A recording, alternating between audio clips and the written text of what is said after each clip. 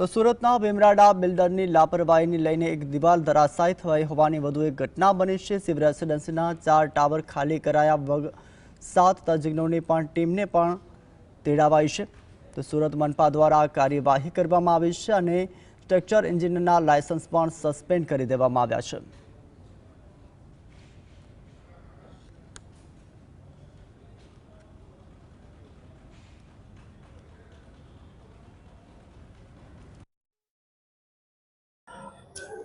સુરતના અલથાણ વિસ્તારમાં ગત રોજ જે દિવાલ ધરાશાયીની ઘટના સામે આવી હતી અને તેને લઈને જે બાજુની રેસિડેન્સી આવેલી છે જ્યાં 4 ટાવરો જે છે તે ખાલી કરવાના અત્યારે નોબત પડ્યા છે। બિલ્ડરના પાપે હવે બાજુના જે સોસાયટીના રહીશો છે તેમને ભોગવવાનો વારો આવ્યો છે।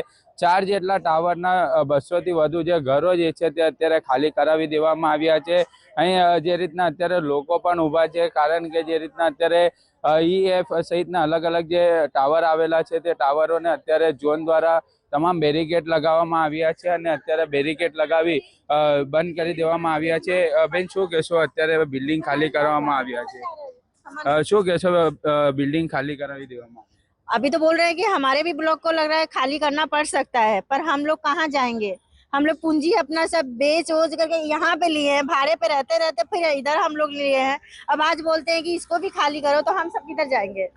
सारी चीज तो ईएमआई पे हम लोग भर रहे हैं, तो अब हम लोग वो सब भी लेके कहाँ जाएंगे? जिम्मेदारी ले, हमारे सब सामानों को भी जिम्मेदारी ले, जैसे हमारा भी ले तो हम लोग जा सकते हैं, पर हम तो कहीं नहीं जाएंगे। पूरी सोसाइटी क्या कहोगे? कैमरा साइड कीजिए।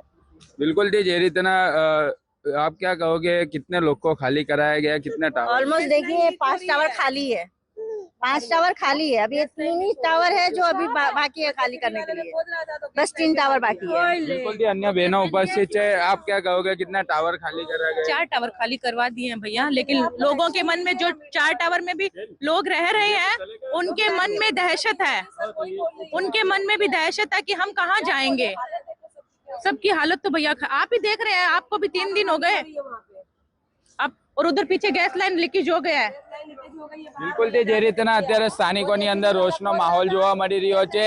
200 થી વધુ ઘરો જે છે તે ખાલી કરાવી દેવામાં આવ્યા છે। જે રીતના અત્યારે રાજલક્ષ્મીનું જે બાજુમાં નવનિર્માણ બાંધકામ થઈ રહ્યું હતું અને તેના કારણે જે દિવાલ ધરાશાયી થઈ હતી તેના કારણે અત્યારે આજુબાજુના જે રીતના અત્યારે બિલ્ડિંગો ખાલી કરાવી દેવામાં આવી છે। અત્યારે ગેસ લાઇન લીકેજ થઈ તેવું સ્થાનિક લોકો પણ જણાવી રહ્યા છે। અત્યારે ખૂબ જ તેમની અંદર રોષનો માહોલ જે અત્યારે જોવા મળી રહ્યો છે, જોઈ શકાય છે। અત્યારે જે પાલિકાના જે અધિકારી છે અને જે માર્શલ હોય તેમની જોડે અત્યારે સ્થાનિક લોકો પણ રહીશો જે માથાકૂટ પણ કરતા હોય તે પણ જોવા મળી રહ્યા છે। પરંતુ જે રીતના અત્યારે જોવા મળી રહ્યું છે કે હાલ અત્યારે સ્થાનિક લોકોની અંદર રોષ જોવા મળી રહ્યો છે।